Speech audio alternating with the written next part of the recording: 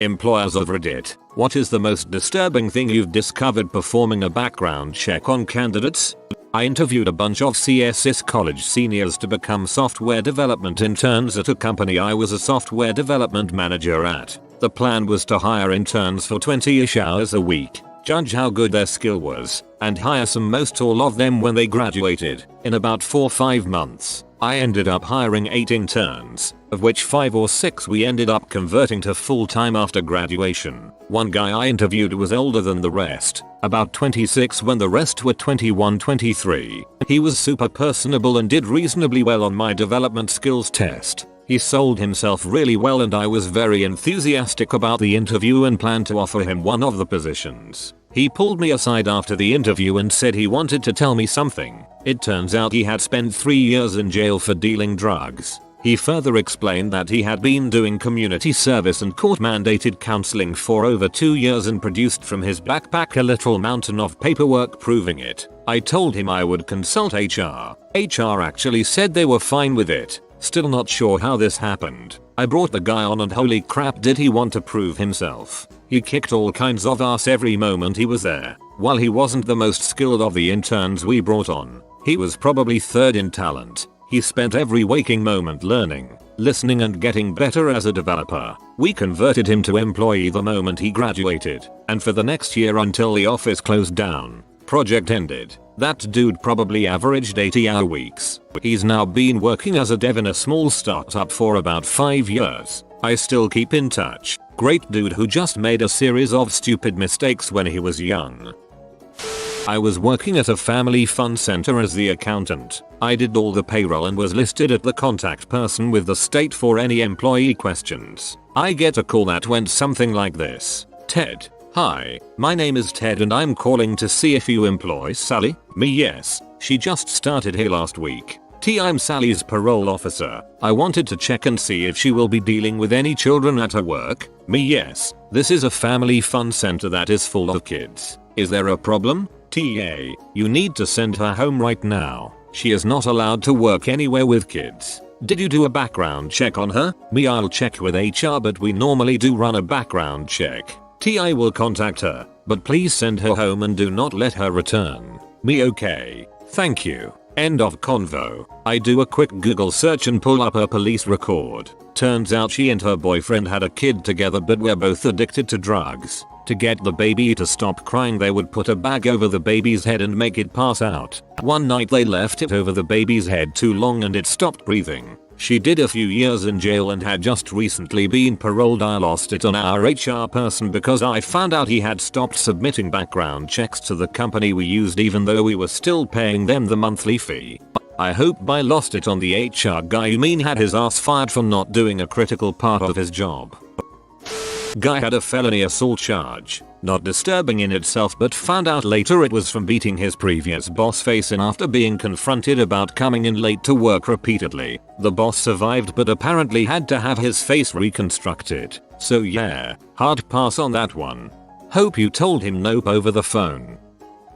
I did a background check for one guy, and I found out that he had lied about every single job that he had. Going one job back, he claimed that he was a manager at a shoe store that went out of business. I was unable to verify that because the shoe store went out of business. Then he said that he was in the military for 4 years as a communication specialist. I found that he was in the army for 3 months, but got an honorable discharge because he couldn't make it through boot camp. He claimed before that he was the manager of the evening shift at a chicken plant. Turns out that he was a janitor for only a few months before he was fired for job performance. He claimed he was a manager of a hotel before that, and it turned out that his mother was actually the night manager, and she was fired because she kept bringing her kid to work. I tried to do the math, and I realized that if everything in the background check was true, that the applicant probably also lied about his age, and had to be a lot younger than he claimed to be. He said he was in his late 20s, but I bet he was no older than 20 or 21. He figured out how to be entry level with 10 years of experience. Guy applied for a driver position with one of our senior care affiliates. Take elderly people on errands and to appointments, deliver meals, take clients to the center where they can hang out, etc. Not 1, not 2, but 10 counts of elder abuse, with a side of attempted murder and theft. Rescinded that offer real dang quick. I called an applicant's reference and his former employer said, "I'm not allowed to comment on former employee performance. I can only confirm their start and end dates." "But why don't you ask me about the weather?" I said. "Okay, how is the weather there?" He replied, "The clouds are moving lazily across the sky and they are really dumb." I found out later that he stole this from a Dilbert cartoon, but he really did say it. Man applying for a job as a construction estimator. He owned a construction company and was convicted of defrauding various city and county governments. Pretty much the last person you'd want doing estimates. The next guy who applied was a registered sex offender. I was on a roll with that position. That he had been convicted of a sex offense. He still got the job as he came into the office with a 15-year-old police report and court transcript, which explained he had got drunk during his first week at uni and took his pants off to take a pee in a fountain and was found half naked by a lady the next morning asleep in the fountain. This was at a time that the police were being really hard on public nudity, and he did a stupid thing in the wrong place. I was part of a group interview for a director position. The guy was cool, definitely qualified and was breezing through the interview. Pretty funny too. I thought for sure he was in. We get to the end and HR is telling him about the process after if they were to offer him the position, and once they mention the background check he quickly responds that he wouldn't pass it. We all sit there in silence for a second and he calmly says that he was charged with 3 counts of felony armed robbery so likely wouldn't pass. Not as bad as some to these, but I run a lot of background checks at my job. It was a bit darkly humorous when we were filling a position at a rehab facility, only to have like 6 finalist candidates in a row screen out with recent drug charges.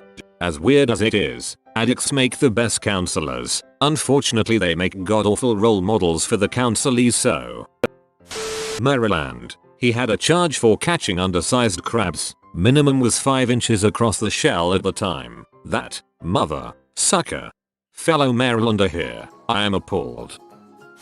When we were hiring contractors I would Google their names and phone numbers to see what I could find on them. One of the guys that applied was recently in jail for a few years for endangering the welfare of a child. The article stated that the police showed up at the home of him and his girlfriend to serve a warrant. Upon entering the home they saw that the entire place was swimming with raw sewage. There were dirty needles scattered everywhere. When they checked the back bedroom they found 2 naked toddlers on moldy mattress that were surrounded by raw sewage. It made me physically ill to read. Needless to say, we did not hire him.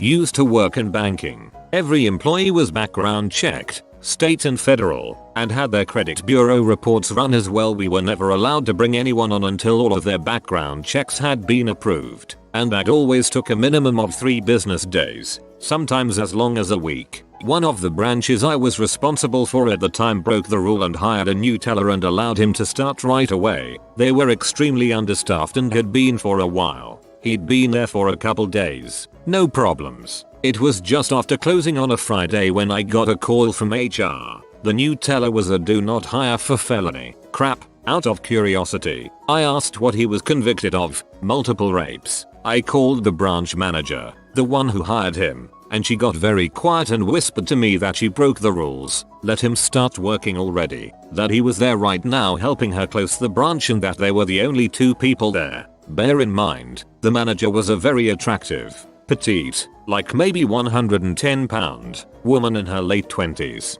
The teller, I later learned, was about the same age and built like a pro linebacker. She was terrified, so she stayed on the phone with me while I called corporate security on the other line. They got there very quickly, escorted her to her car and him out the door. No idea what happened to him, but I had to write her up and senior management was pissed. I hope she kept her job. That's the best reinforcement training for why company policies exist. I simply googled a candidate's name and the search returned US Marshals Fugitive of the Week. It was the same guy. My first job as a manager and I'm interviewing for a tech position. Had some good candidates. Then my boss says he has someone I should talk to. The guy was in his mid to late 50s, my age now. I was mid-20s then, and his sole tech experience was a 4-month tech class. He was singularly unqualified, but a nice guy. Then my boss says we're hiring him, and shuts down my questions with "I'm the boss, this is happening, make it work," which I do. The guy was a quick study, hard worker, and didn't seem to mind working for a youngling like me. After a year or so he and I are pulling an all-nighter and beasing about stuff, and he tells me his story. He had been a Mississippi riverboat pilot for decades, but in a barroom brawl had killed a guy with his bare hands. He'd served 15 years in prison, sobered up, and was looking for a job. I never had a problem with him, but it made our relationship feel exponentially more bizarre to me than it already was, since I was essentially already mentoring a guy 30 years my senior who turned out to be a barehanded, riverboat piloting killer. I wanna watch this movie. Matt Damon and Kevin Spacey teach each other life lessons while navigating the nuanced shenanigans of life and the tech industry. Maybe it's Donald Glover and Clint Eastwood. Maybe it's Daniel Radcliffe and John C. Reilly. Be right back. Writing awful screenplay. I was working at a pretty remote site up in northern Alberta and the RCMP showed up. Turns out one of the welders was one of the most wanted men in Canada, and was hiding up there for some ridiculous amount of time. He apparently murdered a gas station clerk in a botched robbery. This is why you should do background checks. I don't want to give too much details because this story is quite specific and potentially humiliating for the person we didn't hire. We interviewed a young guy for a position, and I did the basic check with his former employers once they were shortlisted for the final interviews. All came in fine except one, where they asked to have a phone conversation about the candidate. I got a call from them wherein they explained that he'd actually been fired for repeatedly posting photos to the company Instagram and Twitter which contained hidden items that weren't meant to be in there. I pushed and pushed to find out exactly what they meant. And it turns out this person we were interviewing to manage our social media had been posting photos with his genitals hidden in the photos for months before his bosses had noticed. It's like Where's Waldo? Only where's Willie? We had a guy include a shirtless flexing portrait on his resume. He was applying for an engineering position. We still have no idea what that was for. Probably showing you his body at work. Years ago, I was hiring for a large call center project. We were using a background check vendor which provided instant results. We did it on the spot when an offer was made so we could just go ahead and knock out the new hire paperwork. The result came back that the guy sitting in front of me was supposed to be sitting in jail at that moment. The punchline? It turned out that the guy sitting in front of me was not the real perp. His uncle had stolen his identity and had no ID on him when he was arrested. He was close enough in age to his nephew that he could pass just by giving the nephew's name, birth date, and SSN. Neither had been in the system before this. A fingerprint check eventually cleared things up. Keep in mind, this was about 10-11 years ago. It would be harder for this to happen today. It still happens. The one and only time I waived a background check prior because of a client request. The idiots that did the check later that week mixed him up with someone currently doing time in another state. So we fire him. He calls my cell phone and tells me they screwed up and it took him a 30-second Google search to figure it out. Was cleared up a couple days later. This cat is shocked that you haven't liked this video yet. Like it fast so they can calm down. If you are new to the channel, you can subscribe. I publish new videos every day. Until then, check another video, or don't. Either way, have a great day you magnificent people.